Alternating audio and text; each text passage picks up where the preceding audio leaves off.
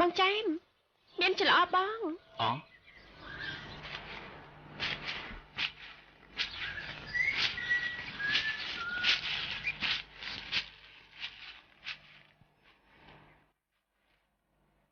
បងនោះមានតុំ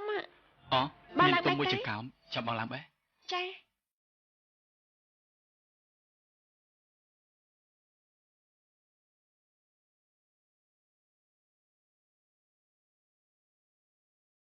នោះមកចង្កោមទៀតដល់បង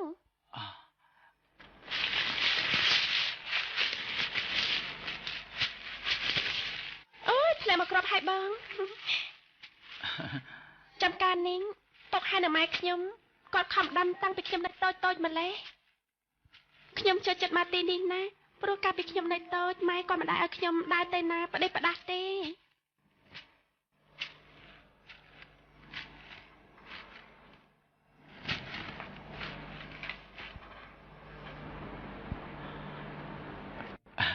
មាននេះប្រហែលជាផ្អែមហើយព្រោះសម្បកវាស្ដើងណាចា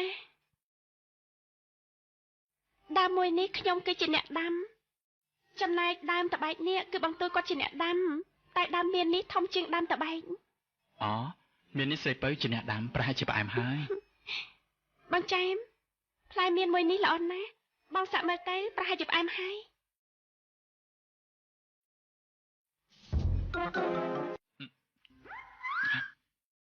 ជូមានអីក៏ជូអញ្ចឹងមិនដែរផ្លែមានណាជូខ្ញុំថាជូហើយបើមិនជឿភ្លុកមើលទៅ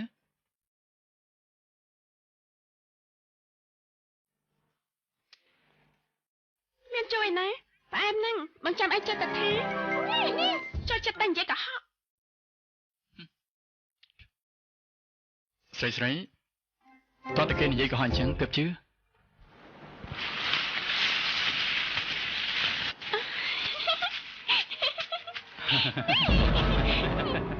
ចាប់នៅម្ដងផ្ទះខ្ញុំមិនដែលមានឆ្មាផងចុះឆ្មានេះមកពីណា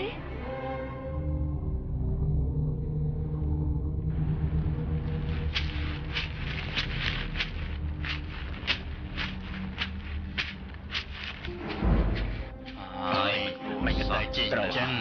មិនក៏ស្លាប់យ៉ាងនេះណូតយអូនតយស្រីពៅគេធ្វើស្អីហ្នឹងចាប់បងតើបងទៅមើលតាអូនតយ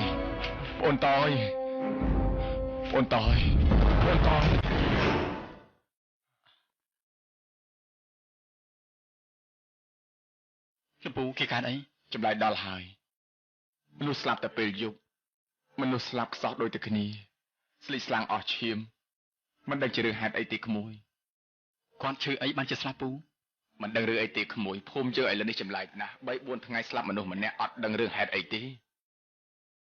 ចុះពេលស្លាប់មានស្លាប់ស្នាមអីទេពូទេដូចជាមិនឃើញអ្វីធំដុំទេក្មួយទាំងពីរនៅភូមិម្ដុំណាដែរពួកខ្ញុំនៅចំការខាងនោះក្មួយនៅចំការមីងសែមដែលគាត់ស្លាប់ហើយរស់ឡើងវិញកាលពីថ្ងៃមុនហ្នឹងនេះជាកូនអ៊ំសែមខ្ញុំគ្រាន់តែជាអ្នកដំណើរមកលេងតែប៉ុណ្ណោះអញ្ចឹងតែក្មួយទាំងពីរត្រូវតែប្រយ័ត្នប្រយែងពេលដែលត្រឡប់ទៅផ្ទះវិញបានអញ្ចឹងខ្ញុំលាសិនហើយ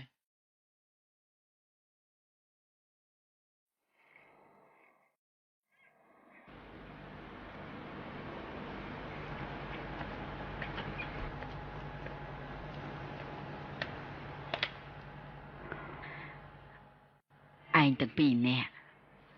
ដើរលេងដល់ណាខ្លះហ្នឹងខ្ញុំនាំអញ្ចាមទៅមកចំការរួចទៅលេងភពបឹងខ្ញុំខែមនុស្សអូសួរទៅគេថាមានមនុស្សស្លាប់ម្នាក់អត់ដឹងរឿងអីសោះចម្លែកណាស់កាលពីដើមភូមិជើងមិនដែលអញ្ចឹងទេហើយពូនោះបានបញ្ជាក់ទៀតថាពី3ថ្ងៃមានមនុស្សស្លាប់មួយពី3ថ្ងៃមានមនុស្សស្លាប់មួយឲ្យតែរបៀបនេះចោះច្បាស់ជាអស់មនុស្សពីភូមិហើយម៉ែផ្សាបាយហើយនៅម៉ែមិនតន់ឃ្លានទេកូនឯងនាំគ្នាទៅហូបមុនទៅចាំយប់បន្តិចចាំម៉ែទៅហូបចា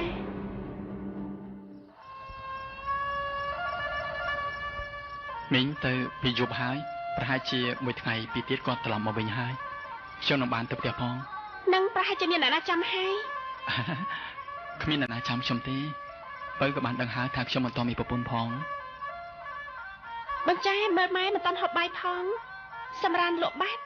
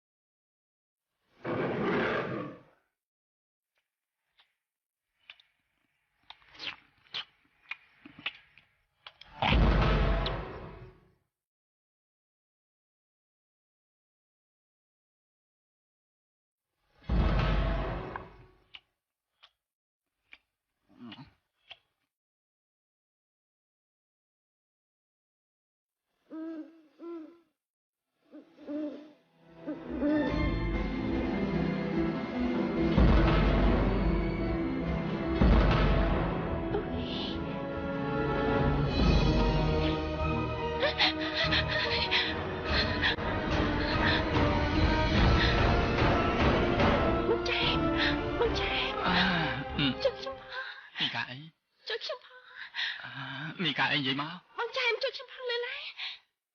មកលើឡើងជួយខ្ញុំផងមកលើណែម៉ែហើយចុះលើឡើងកុំមកមីកាអីកុំមកតាំងខ្ញុំមក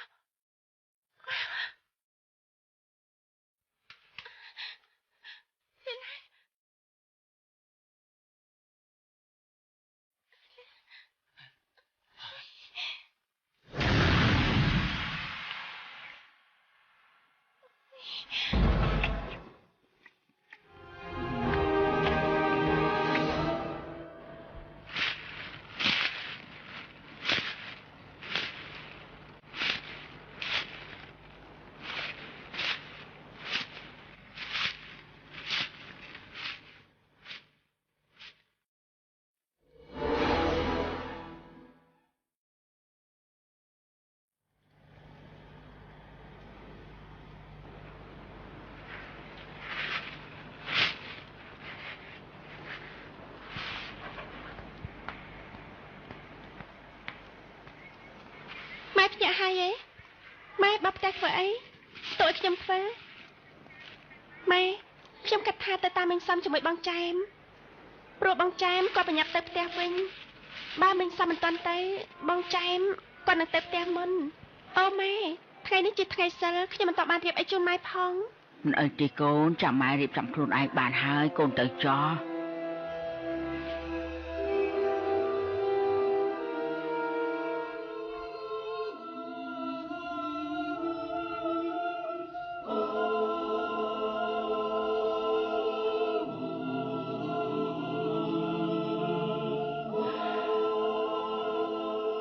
ចូលនាងខំតាំងសិលឲ្យបានដើម្បីបង្ក្រាបជាមួយនឹងបិសាចដែលវាចូលមកធ្វើទុកបុកម្នេញដល់គ្រួសារសែមនិងអ្នកភូមិដែលវាជញ្ជក់ឈាមស្លាប់ជាច្រើននាក់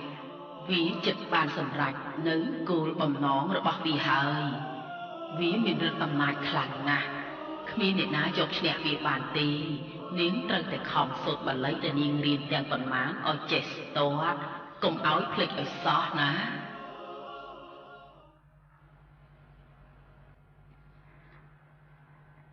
ខ្ញុំសូមអរគុណលោកយាយហើយ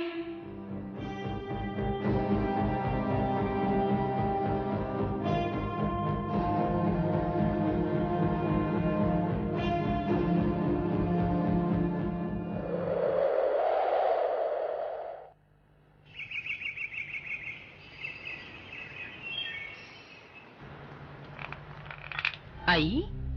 សាច់គោឆៅមកកច្រែងស៊ីម្នាក់ឯងអស់ក្មួយឯងមើលច្រឡំទេអីស្អីក៏ប្លែកម្លេះមីងខ្ញុំនឹងបងចែមឃើញផ្ទាល់នឹងភ្នែកបែរណាមីពួកខ្ញុំអត់កុហកទេច្បាស់ជាមានខ្មោចព្រាយបិសាចនៅក្នុងផ្ទះរបស់យើងហើយអញ្ចឹងមានតែរកគ្រូមើលអូមីងនឹកឃើញហើយនៅម្ដុំភូមិមីងណា មានតាម្នាក់ឈ្មោះតាសាខូនគាត់ចេះចាប់ខ្មោចគាត់ចេះសូត្រមន្តអាគមរំដោះគ្រូហើយគាត់ចេះសូត្រមន្តគីថាបណ្ដេញខ្មោចទៀតចាំមីងឲ្យគេទៅតាមគាត់អញ្ចឹងឲ្យបងទូចទៅតាមគាត់ឥឡូវហ្នឹងទៅហើយក្មួយចែមចង់ទៅផ្ទះមុនក៏បានដែរអត់អីទេមីងខ្ញុំនៅទីនេះគ្រាន់បានជាគ្នាជាមួយស្រីពៅមានខ្ញុំនៅទីនេះមីងកុំបារម្ភអញ្ចឹងនៅក៏នៅទៅបងចែមនៅជួយការពារខ្ញុំផងនៅទូចឆាប់រៀបចំខ្លួនឥឡូវនេះទៅជួបអសបត្តិឲ្យវាជូនទៅផ្ទះតាសខនហើយឆាប់នាំគ្នាត្រឡប់មកវិញភ្លាមអសបត្តិណាមិនដឹងជាតន្ទឹងចាំផ្លូវមីងយ៉ាងណាទេមីងបើសិនជារកគ្រូមកកំចាត់ព្រាយបិសាចមិនបានទេនោះខ្ញុំមិនហ៊ានត្រឡប់ទៅផ្ទះវិញទេខ្ញុំខ្លាចណាស់មួយឯងនៅនឹងសិនហើយមីងក៏មិនទាន់ត្រឡប់ទៅផ្ទះវិញដែរមីងនៅចាំមើលហេតុការណ៍ឲ្យបានច្បាស់លាស់សិន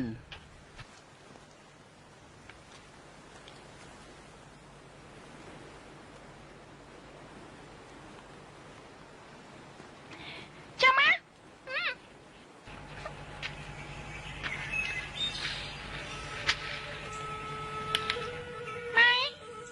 ម៉ែពុកតាណាហ្នឹង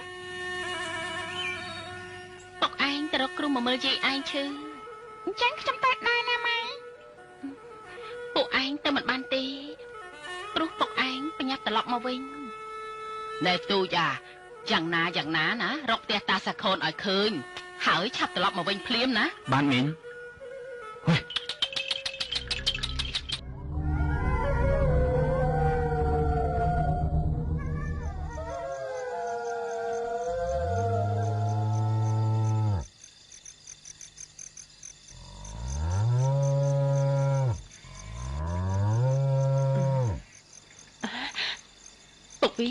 ពុកវាឯងគឺកូនស្រែកទេចាញ់ទៅមើលអើយវាចាំម៉េចចាញ់ទៅមើលហើយគាត់នៅកូនស្រែកក៏ដាស់ដែរ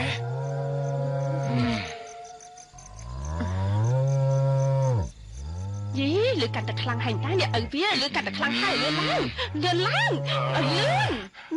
យឺតនៅនឹងហើយចាំបង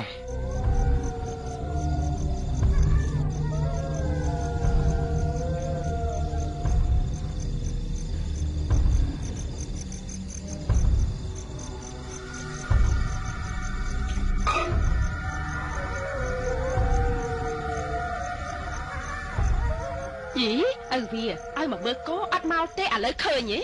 រួចឈឺស្អីវាបើព្រឹកមិញវាដើររបើកហ្នឹង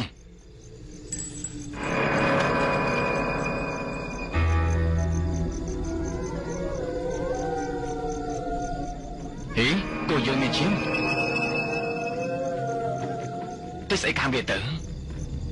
បោះហើយខ្ញុំចាំបាននៅពីក្មេងចាស់ធ្លាប់និយាយប្រាប់ថាមានវាសិជជឈាមពេញនឹងទៅយីពុកវាកុំនិយាយអញ្ចឹងណាខ្ញុំខ្លាចណាស់ទេហើយចាំខ្ញុំផង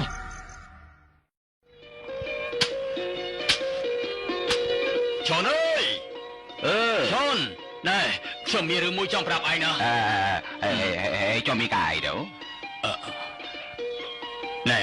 ភូមិយើងឥឡូវនេះណាពិតជាធ្វើអ្វីខុសដល់អរិយអ្នកតាហើយបានជាមនុស្សស្លាប់សិតតែជាមនុស្សនៅលីទាំងអស់ហើយឥឡូវស្លាប់គូក្បៃទៀតចម្លែកតែមនុស្សស្លាប់សុទ្ធតែដូចគ្នារីអាសាពីក៏អញ្ចឹងដែរសង្ស័យតែមានខ្មោចព្រាយបិសាចហើយណែវើយតាំងពីជីសែមក៏ស្លាប់ហើយរស់ឡើងវិញមកហេតុការក៏ចាប់មានពីពេលនោះមកស្រុកភូមិយើងពីមុនមិនដែលមានរឿងអីទេសុខសប្បាយណាស់តែយើងស្រួលយើងចាំសង្កេតមើលតទៅទៀតទៅមែនហើយប្រយ័ត្នតិចជើញមកហើយលោកគ្រូជំរាបសួរលើកដៃថ្វាយបរិយាអីកូនម៉ែទៅយូរម៉េចខ្ញុំខំចាំចិត្តងំចាំតិចម៉ែប្រាប់កូនមកចូលមកម៉ែខ្ញុំធុញណាស់ខ្ញុំទៅលេខខាងអូផ្លែនមើលវាអញ្ជើញជប់ផ្ទះគ្រូ